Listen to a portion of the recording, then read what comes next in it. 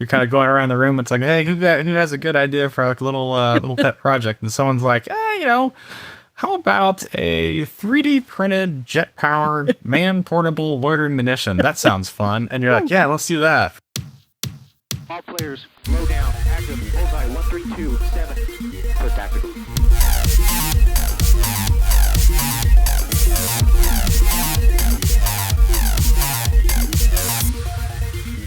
Lights on. We're live. Welcome to The Merge. We make sense of defense in an enjoyable way. First, some motherhood. If you can see this, you're on YouTube. Congratulations. While you're there, take a second and go ahead and like, follow, and turn on the notifications somewhere down here. I know it's preemptive, but trust me, you're going to like it. And if you can hear this, go ahead and just give us a 5-star rating right now on Apple or Spotify or wherever your platform you're getting this from. Again, trust me, you're going to like it. And last, and most importantly, the big secret we keep is actually not a secret, it's a newsletter.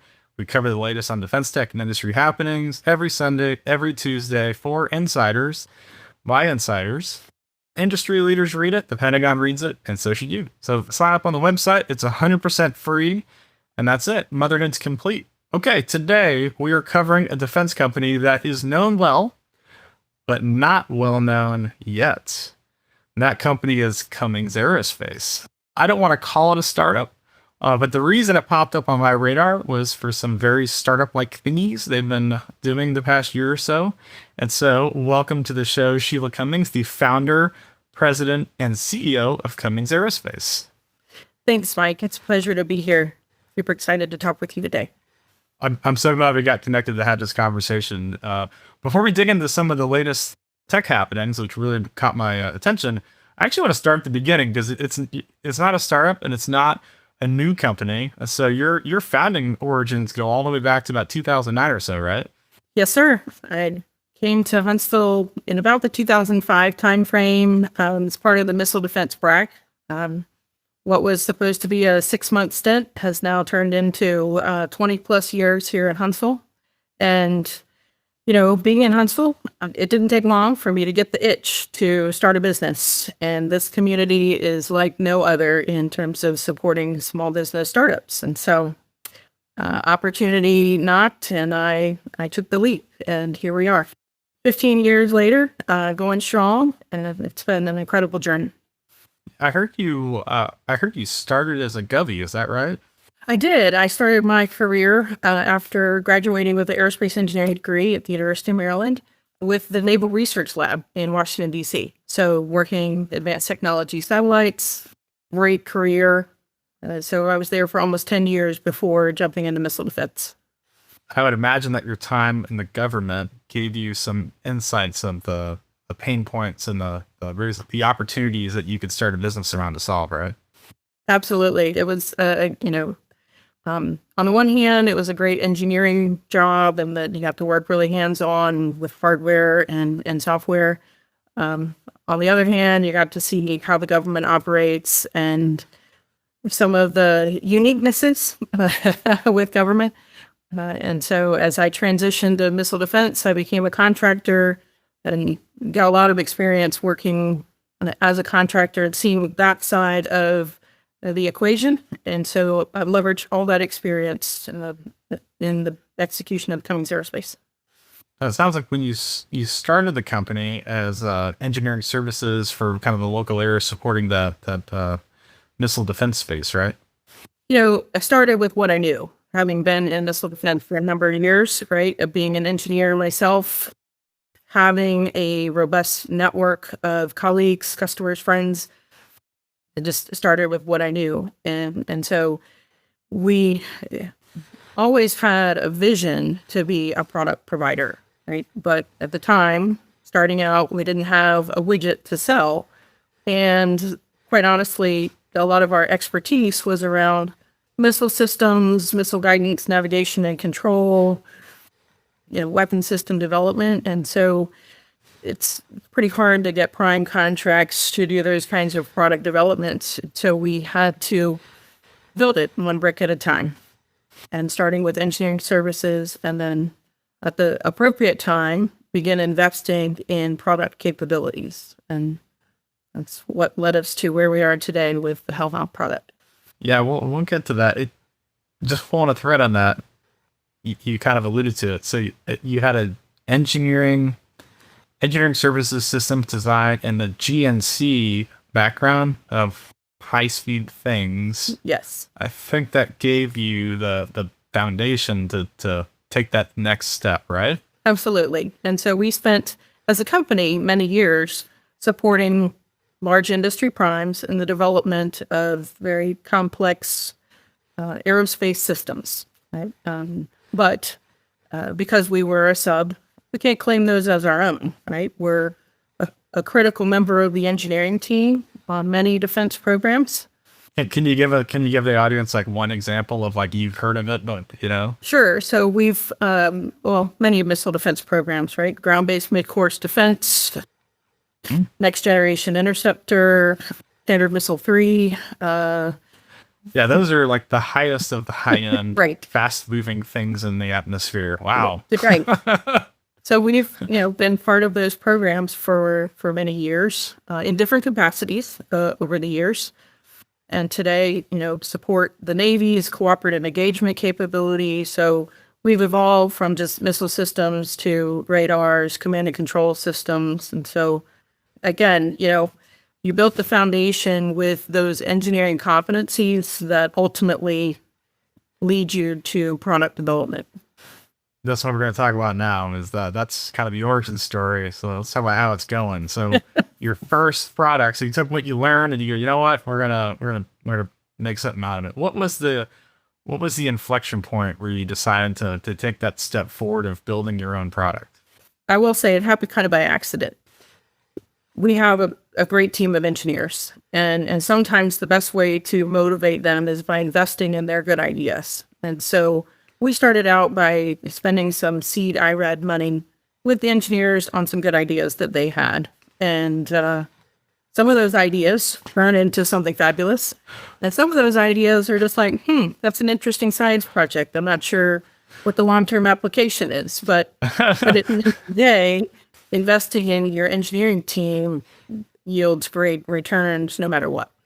So I just want to think of how this idea started. You're kind of going around the room. It's like, hey, who has a good idea for like a little pet project? And someone's like, how about a 3D printed jet powered man portable loitering munition? That sounds fun. And you're like, yeah, let's do that. Right? Is that how that happened? No, it actually didn't start anything like that. It was one of our chief engineers had a great idea for a guidance navigation and control test bed, where we could develop GNC algorithms and basically use those algorithm software to ultimately design vehicles, right?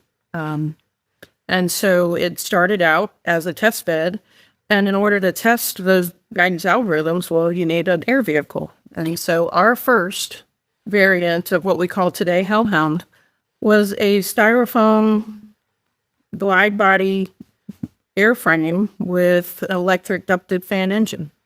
And so it was just a way to demonstrate and prove out the GNC algorithms. And so that was a success. And then we started looking at it going, where could we apply this airframe in the market space? What could we use this for? And that was kind of very early on, the really beginnings of where we saw a lot of demand for UAS solutions. And what year was that? it was early 2020, I believe. Oh, wow. That's much longer back than I was expecting. Yeah. Okay. So again, this was seed I read, 15, 20K, kind of prove out this concept kind of works, right? And so it took a while to go from that seed concept to something that was, more of a UAS application. Right? We started collecting a lot of information. We started attending conferences and listening to customers and gaining information about requirements, because at the time there's a lot of quadcopter solutions on the market, right? Oh yeah. And we knew we wanted to be different. Again, our background and expertise was more in missile systems as opposed to helicopters, right? So quadcopter solutions and, didn't necessarily align with some of our core competencies. And so it's like, well, how can we be different in this space? And so we just kind of monitored the market and saw what everybody else was producing, and just back behind the scenes, we're like, let's continue to refine our concept, and let's pull these requirements together, and then take this seed idea and see how we morph it into something that could actually serve as a product solution for a specific set of requirements, right?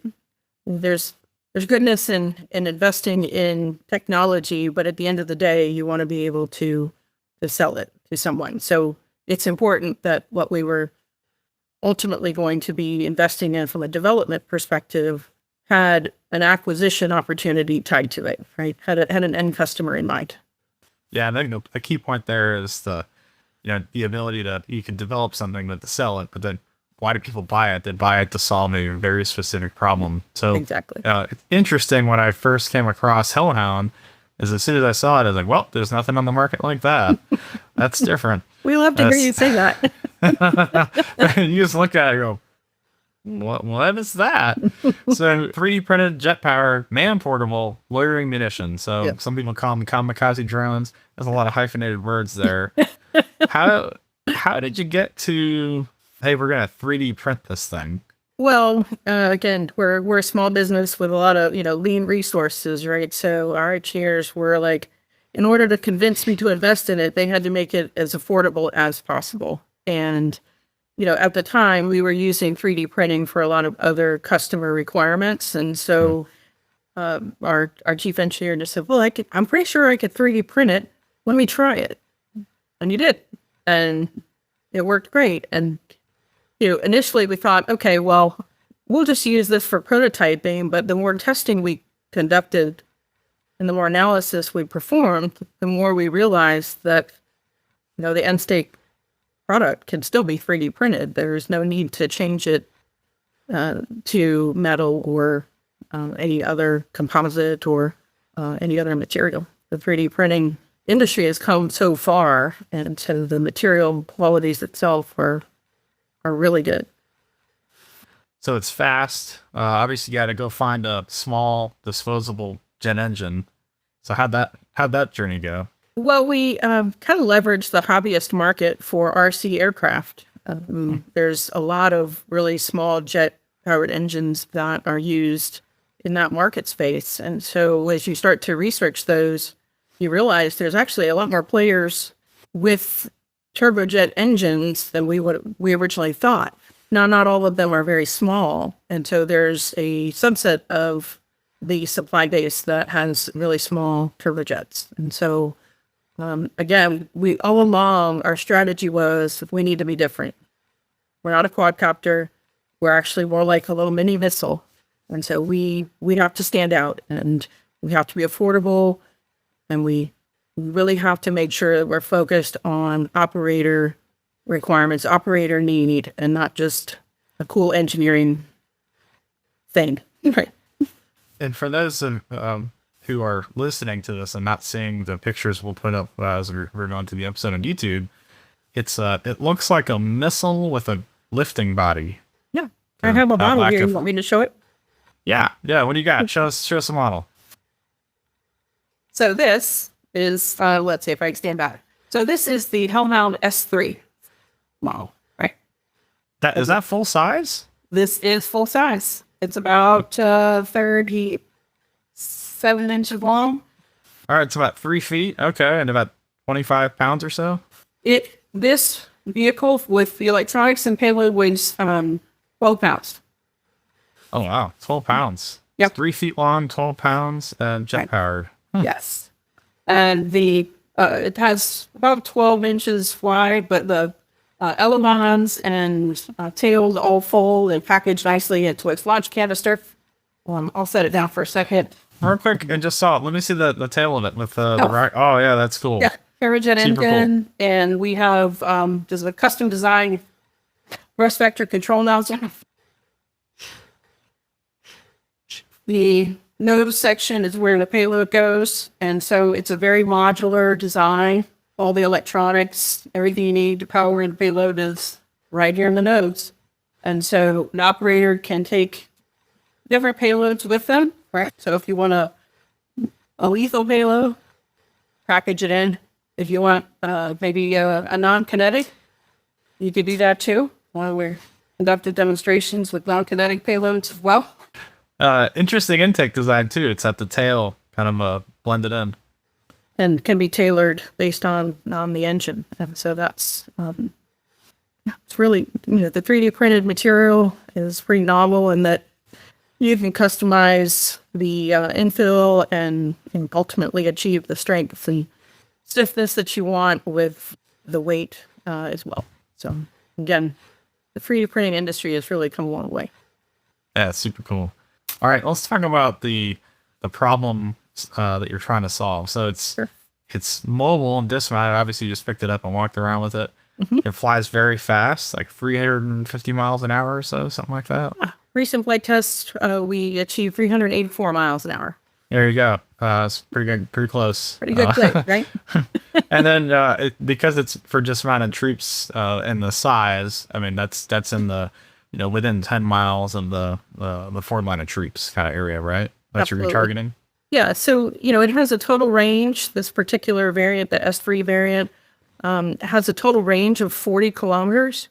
But obviously, you can use that range in different ways, right? You can obviously fly to the target very fast, or you can fly a little slower, loiter around, hit the target at a designated time. You've got some mission flexibility, and that's one of the key things that we were trying to provide the operator is just some mission flexibility with high performance. When I first heard of it is when the Army's LASSO program, the Low Altitude Stalking and Strike Ordnance program, right? Yes. Is that what you guys were brought after? Yes, that's one of the key acquisitions that we're targeting for the S3 variant is LASSO. And so we've tailored the design a bit to meet those specific requirements in terms of man portability, where ruggedization of your launch canister, the environmental requirements for the electronics, and ultimately the payload capability, the lethality of the weapon. I saw an article, I think last week, maybe it was early this week, I can't remember. Well, by the time this show hits, hey, a few weeks ago, we just say that, that you actually established a production line for it. Is that right? Yeah, so we've always had production in mind as part of the design. So our goal is not just to develop this cool system and then turn it over to somebody else to produce it, but it's for us to produce it. So as we go through every design, iteration and improvement, we're very focused on manufacturability, production. We've stood up a production line as we developed our vehicles this year for flight test and customer demonstrations. So far this year, I think we're on track to build 12 vehicles for those purposes. And so through that, we've been able to wring out all of those production processes. Now, obviously, there are elements of it that we haven't yet exercised because we're not flying yet with a live warhead, but those will come in time. But in terms of the vehicle, the launch canister, the ground control system, the production of all of those elements, we've got the processes in place, and we're continuing to refine them as we build more and more vehicles. How are you controlling it once it launches?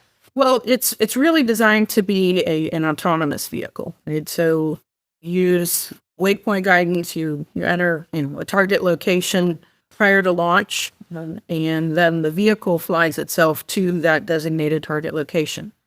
The operator has the ability through the ground control system to send updates or an abort command or a self-destruct command, depending on again mission requirements. But the intent is that based on the type of system that it is, it's best utilized as an autonomous capability. Okay, back in your factory, going back just a minute ago, I imagine it's 3D printed. So do you just have like a line of 3D printers and an assembly line of people screwing things together? Like, how does that work? Well, yeah, sort of. We have several printers, and we have designed workstations based on how the vehicle goes together. And And so there's, several parts to the vehicle. Obviously, there's a lot of integration happening with the payload section within the nose. There are parts to screw together when you're talking about integrating the engine and the fuel bladder and things like that. And so we're trying to optimize that production flow based on the workstations that we've architected thus far. And of course, as the production demand increases, we can readily add more printers and add a second or third shift in order to meet demand. Are you thinking eventually, if catastrophic success, you hit the program that you're looking for, and you get you get tapped for production that's a couple hundred a year or something like that? Well, right now, indications from at least from the LASSO program are somewhere 1,000 a year potentially. Samsonite is so close. But again, the industry's constantly changing with the adversary's capabilities, the UAS requirements. So it could vary anything from 100 to maybe 2,000 a year. Wow. Okay. Which would be just fine for us. Yeah, that's pretty good. Okay, the name Hellhound. So you guys tell me the story of how you guys came up with that. Well, again, our chief engineer was looking for something different and unique. And now you're going to test me on the history of Hellhound as a. If I remember this correctly, Hellhound is a really fast-moving animal that's not necessarily a dog, but not necessarily a lion. It's kind of like this mixed breed of something. So it just gravitated to the engineering team when we first started saying the word Hellhound, and everybody was like, yeah, that's it. We want to be different. We want to be cool. We want to be fast. So. I looked it up on my phone while you were I'm like, what is that? Yeah, it's a mythical hound that embodies a guardian, Oh, there you go. which is good. But the rest of it, maybe not so good. Like a guardian or a servant of hell, the devil, or the underworld. So maybe not so good. But I love the name.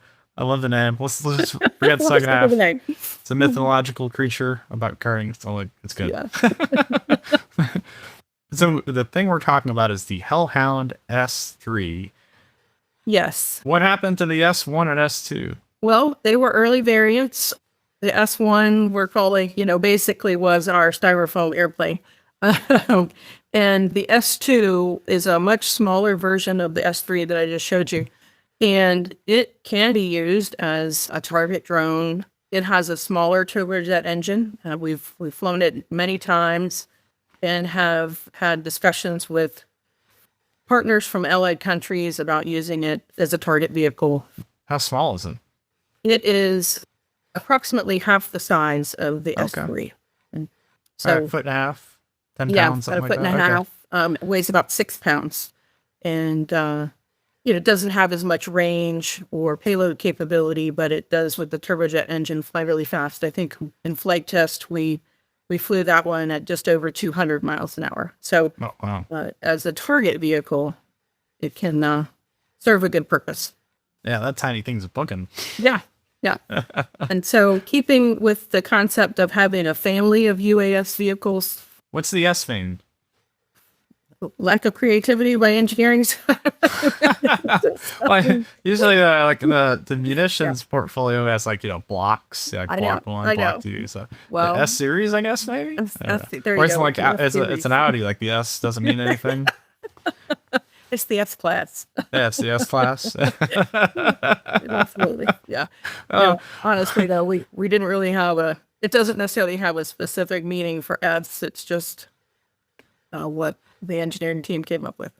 Well, if you hit it big, maybe you'll get a military designation, and you have a second swing at the bat there. There you go. That's what we're hoping for. There you go. Speaking of hitting it big and things going on in February timeframe, February 2025, I saw a press release with a partnership that you had signed with ATRX. Yes. And at the time, I was like, well, that's interesting because I know what they do. Can you share a little bit about what you're doing with ATRX? Sure. Yeah.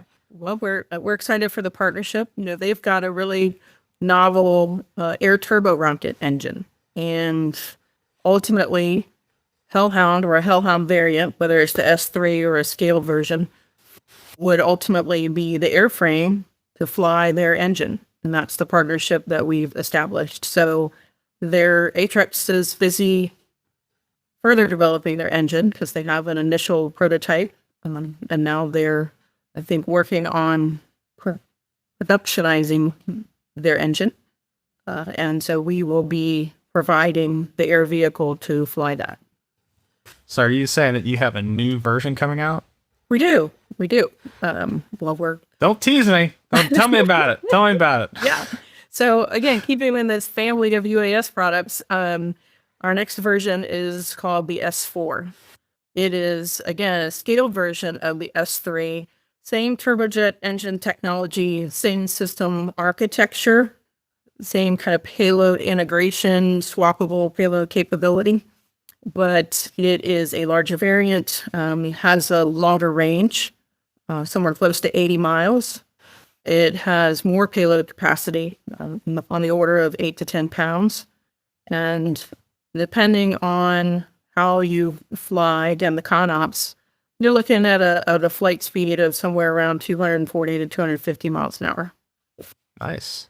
The intent was really to go after more of what the government and military are calling Group 2 UAS, right? The longer range, more traditional winged air vehicle, longer loiter time.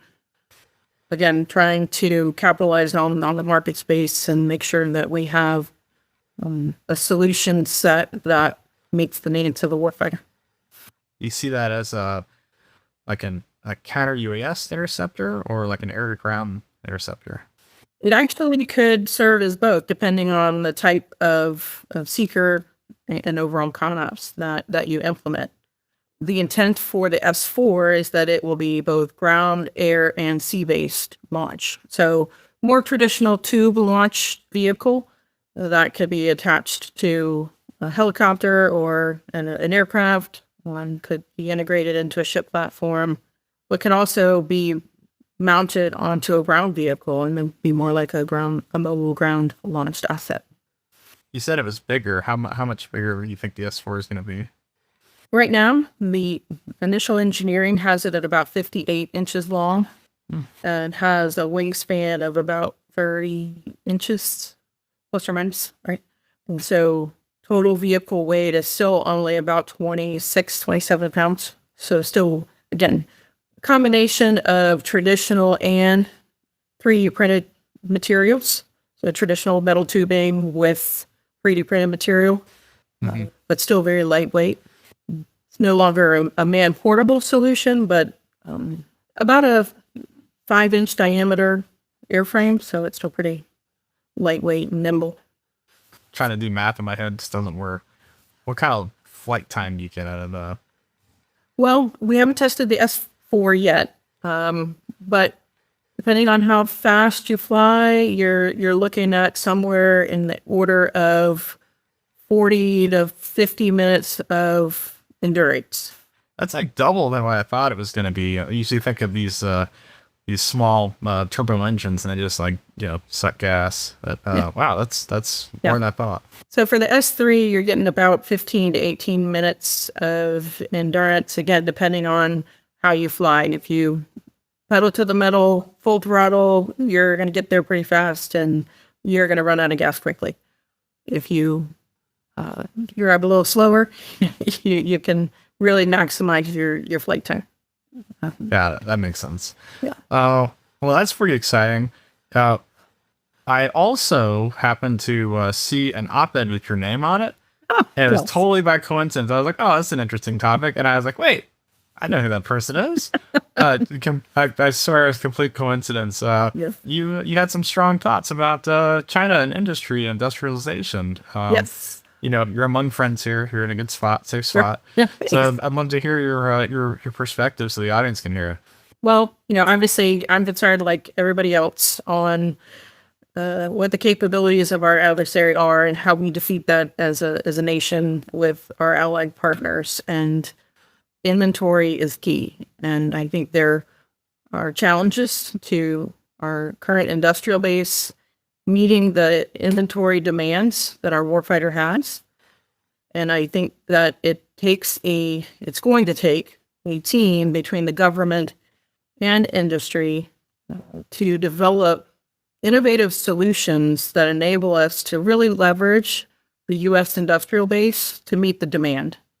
And when I say a team, I mean a team that's representative of the industrial base. That's not just the large primes and not just government, but representative of the entire industrial base, from small to non-traditional startups to those legacy companies, large FFRDCs, government.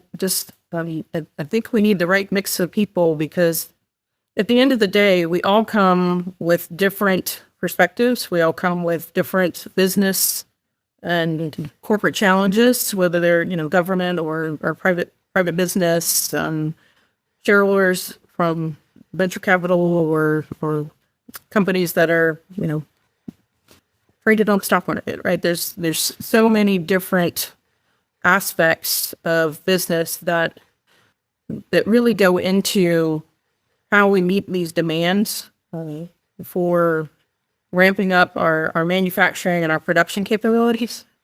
It's not just simply go utilize manufacturing shop XYZ on the corner, right? Because, well, the system wasn't designed that way. There are intellectual property rights. There are, there are a lot of different challenges. And I think it takes the right team to sit down at a table and come up with really novel solutions. OTA vehicles take us a long way, but there's got to be more than just OTA vehicles. Yeah, for contracts, yeah, for sure. I think you summed it up best in your op-ed. You had a quote: "American industry is operating in peacetime mode, while China is operating in wartime footing." Yeah, it's pretty good. It's pretty good summary. Pretty good summary. I believe Turns so. out if you're in a great power competition and you're not competing very well, then you're going to lose, right? That's right. So it's time for us to act like it's wartime.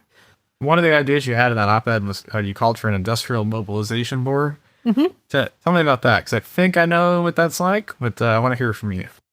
As I was mentioning, a team of people sitting around the table, it's a board that is comprised of members from government, industry, representative of the industrial base, developing solutions and developing, not only acquisition solutions, but, contracting solutions, funding solutions, investment strategies as to how to meet the manufacturing and production demand that our warfighters need, and the technological investment that is necessary to stay ahead of our adversaries. Now, and then of course you throw in and how do we budget for this? How do we plan for this? Because it's not just a 2025 solution, right? It's a drastic change to how we execute within the defense industry from a budgeting and acquisition perspective. That's funny. That's how the American industry mobilized for World War I is the invented cost plus contracts. They literally wrote into law in 1916. Now we know this because as this episode comes out in the newsletter last week, guess what I talked about? Cost plus contracts. They're not all bad, actually. No. And they used them again in World War II. That's how we built the war machine that actually won World War II in America. Is cost plus contracts. And then obviously that went out of control and, industry calcified around it. But when you look at the problem you're trying to solve, just for listeners' perspective, China tapped one of their big industry companies to build 1 million drones. One company, 1 million drones. That would be, I said, wow, earlier when Sheila said, oh, maybe we'll get 1,000 a year. I'm like, 1,000 companies, each building 1,000 drones equals 1 million. That's like the scale difference that we're talking about. It's monumental. You might appreciate this, Sheila, or maybe not. About a month or two ago, I had a really good opportunity to brief the Defense Science Board, and it was mobilization type question. And that was kind of my recommendation, is like, you need to have one design that you just go, that's the design. Stop competing on like building concept cars. Like, this is the design. Pay the person who built the design a bunch of money. Here's, $10 million. We now own your IP, and give it to everyone. Everyone build this one thing. Sure. Like this, you have to get everyone aligned and building the same thing, and that's how you get your scale. And then you have your, there's a whole bunch of examples in World War II and even in Vietnam that we used to use that model. Well, we haven't done it in 50, 70 years, something like that. Exactly. Right. And so I agree with you. There's definitely a solution like that out there. And it's just, in my opinion, need the right people sitting at a table working through how to make something like that happen. My phone's not ringing. I don't know. No one's asked me. That's okay. Yeah. Well, Sheila, we're about out of time. What's one more thing or one last thing you want the listeners to take away from this conversation? Well, I think if I had, one thing that I want to leave them with, it's that we as Cummings Aerospace have worked hard to set ourselves apart with the development of this Hellhound product. So small, non-traditional business coming forward with a really novel solution that we believe meets the warfighter capabilities for loitering munitions. And we're excited to bring this product to market. We've done our homework. We've executed development. We're ready for production. So we're excited about what is ahead. But we're also not done, right? We have more to bring to the industry in terms of UAS products. And we're really excited about the future. Wow, that's great. Where can the audience find out more about Cummings Aerospace and Hellhound? Well, www.cummingsaerospace.com is our website, and there's links to connect with myself.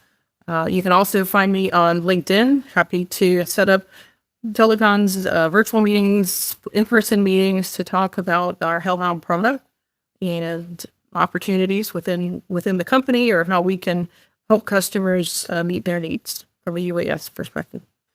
I'll put the website and LinkedIn profile and everything in the show notes for the episode. So Thank you. Everyone can grab it there. I did go to the website. I'll say, I don't see a whole lot of Hellhound on the website. So if you go to the website and you don't see the Hellhound, you still might be in the right place just because you don't see it. You're right. So we've been busy building the Hellhounds, testing the Hellhounds. And so I tell people all the time, we're much better engineers than we are at marketing. So we've got to get some Hellhound content on our website. Yeah, well, before you do that, you got to send me the pictures so I can put them in this episode so people get an idea. And we'll put it in the newsletter, everything when this comes out. But thanks, Sheila. That's all we got time for today. That's the show. Thank you.